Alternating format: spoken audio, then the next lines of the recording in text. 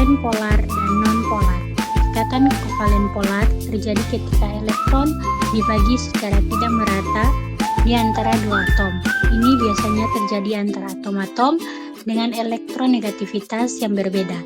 Atom yang lebih elektronegatif menarik elektron yang lebih kuat, sehingga menghasilkan muatan parsial negatif pada atom tersebut dan muatan parsial positif pada atom yang lain.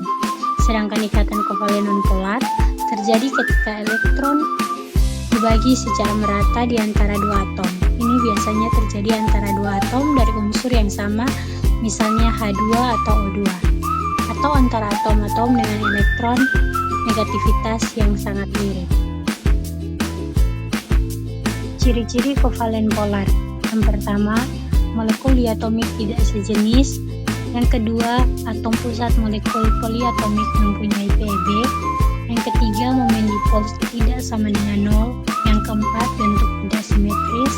Yang kelima, untuk memperoleh kestabilan membentuk oktet atau duplet.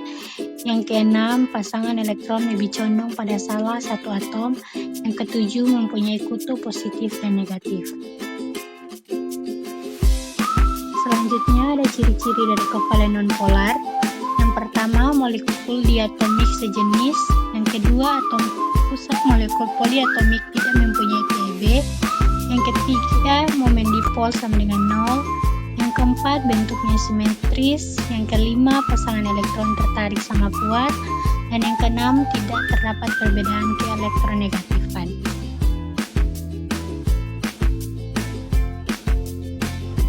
Adapun sifat dari kovalen polar, yang pertama dapat larut dalam air, yang kedua menghantarkan listrik apabila dalam bentuk larutan, dan yang ketiga titik didih relatif tinggi. Selanjutnya ada sifat dari kovalen nonpolar. Yang pertama tidak dapat larut dalam air, yang kedua tidak dapat menghantarkan arus listrik, dan yang ketiga titik didih relatif rendah. Adapun contoh dari kovalen polar dan nonpolar dapat dilihat di slide. Adapun contoh dari kovalen polar dan nonpolar dapat